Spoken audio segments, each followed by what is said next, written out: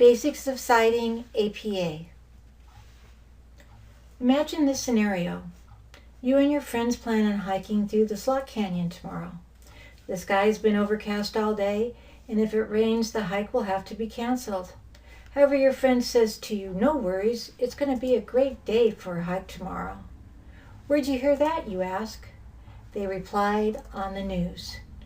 Whether you realize it or not, you've just asked your friend to cite the source of information, and they provided an informal citation.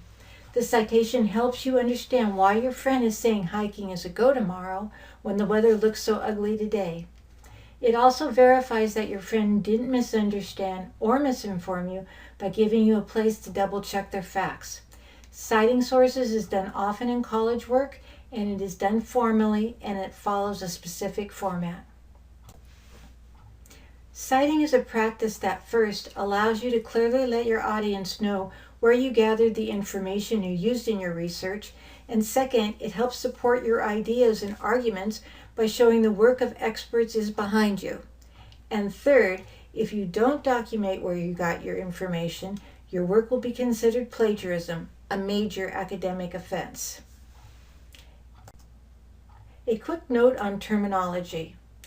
Many different terms are used by people when talking about citing. Some of these terms have distinct meanings, and others are simply different terms that mean the same thing. Here is a rundown on the most common terms.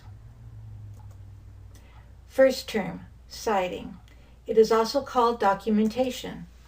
They are both general terms that refer to the whole process of telling your audience exactly where you got your information from. To cite properly, there are two elements that work together: the in-text citation and the references page.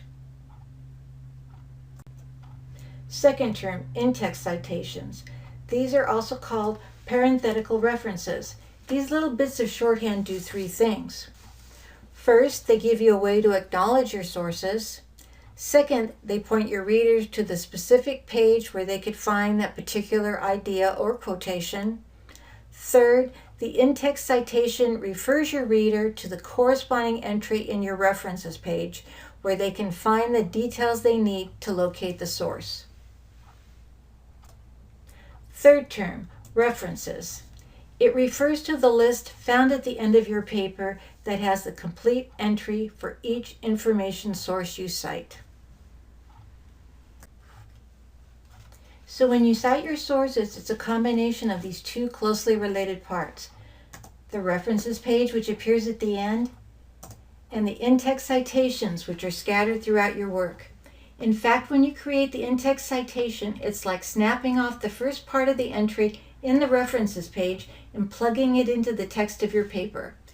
You will learn more about how to create a references page and in-text citations in the next two videos in this series.